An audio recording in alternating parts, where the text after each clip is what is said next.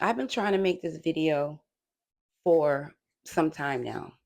The subject is really heavy for me, and the emotions that come behind it as I'm speaking about certain things, it's hard, but I'm going to do it anyway.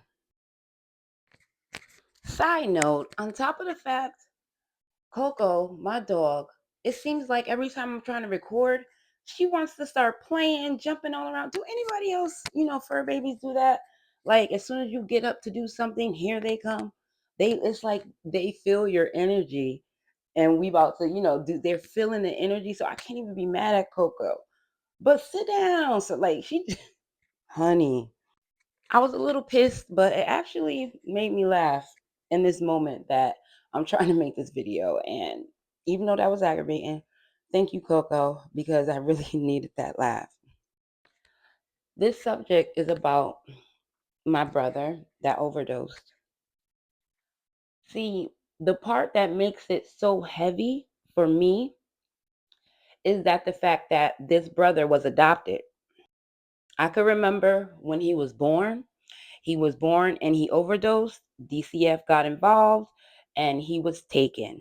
Like I was literally in the hospital with my grandmother. She grabbed the baby. We running down the stairs. It was like General Hospital, okay? It was like all my children. Like she was like, "You ain't getting the baby," and they somehow underneath whatever they gave my mother, she signed the rights over to the state before we could even get there. And I remember this. I was like 9, 10 years old, okay?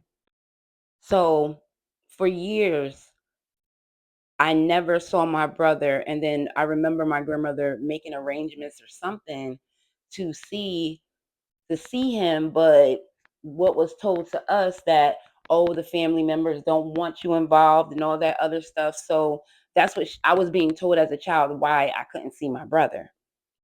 So years and years go by. I'm a teenager, I'm young, whatever, and I still haven't seen my brother. I remember me getting his parents' number, like, oh my God, I had to be like 2021, something like that. And I spoke to him one time on the phone, and that was it. So time goes on. Now I am 42 years old. I was 42 when no, hold on, 44 now. 43. It happened a year and a half ago, almost 2 years. So I was about 42 going on 43 when he passed away. But what makes this so emotional for me is the fact that this is when I had the salon. I'm sitting in the salon and I just felt this emptiness. I just felt like I'm just looking at like I don't belong here. I felt like I did not belong here, and that was really ironic to me because it was just me in the nail salon. You understand what I'm saying? Even the times that I was hiring nail techs, it was my nail salon. So why would I be feeling like I don't belong here? I had a strong sense of that. So I start thinking. I said, "Oh shit, Jolly, my brother." Try to contact my grandmother. She don't have no information how to get to him. Ask my mom. She don't have no information.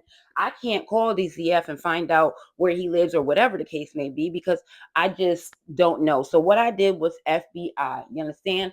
Find Black Woman Investigations.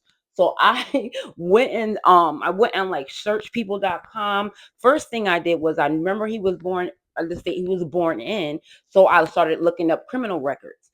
I looked up criminal records and I saw his name up there. So that triggered me to start digging and finding out where he lives. So bottom line is I find out where he lives, right? Then I'm thinking in my head like all the stuff that they was telling me, oh, his family don't want y'all around. Oh, this and this and that.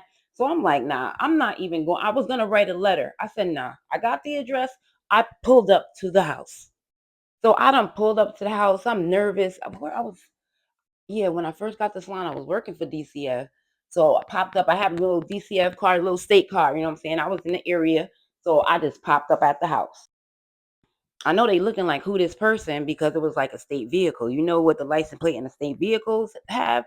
So they looking and I was just explaining. I walked up to the door, I knocked on the door. I told the man that opened the door, I told him, hi, my name is Malika. I'm Jolly's blood sister.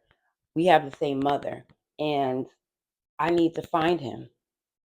To my surprise, the gentleman, which was his father, invited me in the house, and we sat and talked. We talked. Okay. He begins to tell me about my brother and his addictions. He begins to tell me, how he's out on the street, things like that. So I remember me and my grandmother chasing my mom down when we call it her missions. When she go on a mission, she just, binge and do drugs, right? So as a child, I know where to find you if you do drugs.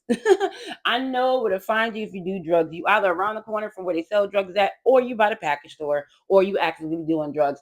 Those are three, or you trying to get money to do drugs. So if you're doing that, and then on top of the fact, I wasn't perfect in my life, I know, be around a lot of things, family members. Listen, don't judge me, okay?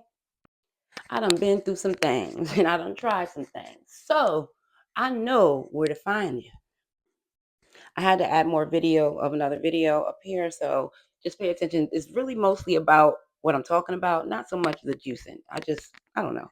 But anyway, now, so first thing I did, I went to the closest gas station. I spoke to the gas station owner. I told them who I was and who I was looking for. They knew exactly who I was looking for. So now I'm like, all right, how often do we come? Usually, I already know the system, so it was kind of early. So I was like 10 o'clock. They ain't gonna be out in the streets like 10 o'clock unless they're being doing drugs all night long. Boom, I said about 3 o'clock, he should be coming out. So in between that, I go to the hood in Bridgeport. I forgot was it the terrace? I don't know. I was in the terrace. All I know is I was good because I was legit and I had my pit bull with me. So I'm pulling up to every hood, so every YN I see, every hood I see, every person I see. Look, this is the person I'm looking for. Blah blah blah. So the YNs and the hood dudes was letting me know like what was going on, with my brother, and they was proceeding to tell me that at very high active you know drug use, and it's causing him to have moments of overdosing. So now I'm just on a mission because I felt something going on, and I didn't know. Like I said, I was sitting there and I felt like I didn't belong there. But I believe it was my brother. He was sitting in his addiction. He was sitting in everything that he was going through in a family that nobody in the family goes through these issues. Nobody is an addict. Nobody, is an alcoholic. Everybody's clean. But then you have a one person that's addicted and was born addicted, and everyone around you is not. Can you understand the feeling? That feeling I felt was like, I can't even explain it, but I felt it. So I left. I was getting calls from the people in the hood. I gave them my information, my Facebook information, all that stuff so they could contact me. They was letting me know what was going on. But about the time I got there, he would check himself out the hospital, so I would never make it on time to get him or to run into him so we could talk. So one day I get a phone call. Answer the phone call, was the guy from the gas station. He was like, he's right here. My brother was a little hesitant to get the phone, but he picked up the phone. He talked to me. And I was like, listen, I told him who I was. And I said, listen, he was like, he don't want to see me because he don't want me to be mad at him. I said, I'm not mad at you. I said, we come from the same blood. We come from the same woman. Whatever you feeling, I could feel it too. And I'm having shivers talking about it right now. But I'm talking to him and he's like, I just don't, I said, please, like, I don't want to rush you, because I know my energy could be really massive at times. I'm right up in your face, you know what I mean? But I had this, step back over the phone because I didn't want to scare him away or anything like that. But I needed to speak to him because the things that he was feeling, I was feeling them. And obviously, like, he needs to know that. I wanted to just tell him, brother, you are not crazy. Okay, you are not broken. Yes, you was born an addict, but you are not crazy. These things that you are feeling is coming from the karmic bloodline in our family. The things that my mom was doing when she had you in her belly. You understand? So fast forward, I didn't get to see my brother. You understand? A month later, no, a week and a half later, they told me that he was in because I was contacting his parents. They told me that he was going to rehab. A month later, I got another call telling me he was gone. The phone was ringing in the mix of me doing a king's pedicure. I was literally in my hands doing a pedicure. The phone ring. I saw who it was. I immediately took my glove off, answered the phone with excitement, thinking it's my brother, and it wasn't my brother. Because I said, oh my God, Jali, I've been waiting for the call. Oh my God, he said, this is not Jali, and this is not a call. This is not a happy call. That's what he said. Okay. I didn't get the opportunity meet meet my brother where he was. Out of all the people I done, all the people that I done helped, and I couldn't help my brother. All the people that I served that collect come stay with me. All the people that mistreated me. I was using my energy for the wrong things, and I still feel guilty about that. Because I understand that he's my brother, but he also is my blood, and I'm his elder. Okay? I have a responsibility, but I didn't make it in time. So mad at myself. Okay? Miss Bus Driver, you didn't get there on time.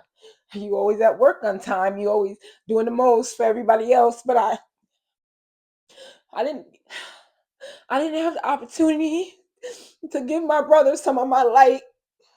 And when he died, I knew I had massive work to do.